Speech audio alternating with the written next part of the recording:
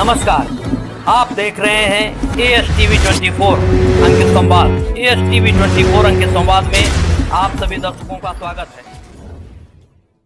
Double murder case हुआ था जिसमें बुजुर्ग और उसकी बेटी की हत्या की गई थी, जिससे कि लखीमपुर खीरी में सनसनी सा फैल गया था और रात्रि में ये मर्डर हुआ था। मौके पर पुलिस अधीक्षक खीरी गणेश प्रसाद साहा पहुंचे थे, जिसका आज खुलासा पुलिस अधीक्षक द्वारा किया गया है, जिसमें मर्डर करने वाला और कोई नहीं उसका सगा दामाद निकला, जो कि जमीन के लालच में आकर के जमीन बिचवाना चाहता था अपनी सास से, जो कि उसने जमीन बेचने से मना की। उसी को लेकर के उसने अपनी सास की हत्या की और सास से छुपाने को लेकर के उसने अपनी साली जो विकलांग थी उसकी भी हत्या कर दी। गणेश प्रसाद साहा के द्वारा आज खुलासा किया गया है और जो पुलिस टीम लगी थी, सर्विलांस टीम लगी थी, उसकी सराहना की गई थी।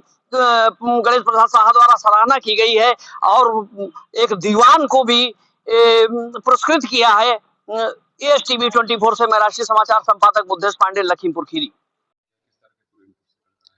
देखिए 2 तारीख को थाना हैदराबाद में माँ और बेटी की हत्या की सूचना मिली थी।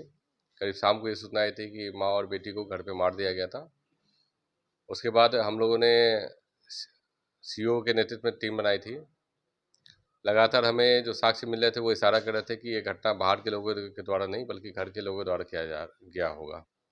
घर में कुल 4 सदस्य थे, जिसमें सुरेंद्र पाल, उसकी पत्नी और सुरेंद्र पाल की सास और उसकी साली जिसकी उम्र 22 साल थी। वो करीब इनके साथ 12 साल से रह रहे थे। सुरेंद्र पाल के लिए एक आर्थिक रूप से भी एक अच्छा एक स्रोत था, क्योंकि इनके पास ज़मीन थी और बेच के ये ज़मीन को पहले भी इनको सुरेंद्र पाल को कई रुपये दे चुके थे। सुरेंद्र पाल के पास पैसे की कमी होने और इसके ऊपर कर्ज होने के कारण ये लगातार अपनी सास और अपनी जो साली थी उस पर दबाव बनाते थे कि आप पैसे का प्रबंध करें और जो जो भी ज़मीन बचे हुए हैं उसको बेच के हमें पैसा दें। सास के द्वारा ये मना कर दिया गया, तो खींच में आके सुरेंद्र पाल ने इसके हत्या की योजना बनाई। जिस दिन हत्या हुई है सुबह को सुरेंद्र पाल अपनी दुकान जाने से पहले सबसे पहले अपनी साली को मारा। उसके बाद जब उसकी पत्नी और सास जब घर पे आई तो फिर सास को भी हत्या कर दी। पत्नी के द्वारा भी साक्ष्य को छुपाया गया है, इसकी जानकारी नहीं दी गई, उनके विरुद्ध भी कार्रवाई की जा रही है। और मैं बताना चाहूँगा कि इस पूरे घटना के खुलासे में हमारे एक हेड कांस्टेबल की बहुत अच्छी भूमिका रही, जिसको हम अलग से इनाम भी दे रहे हैं।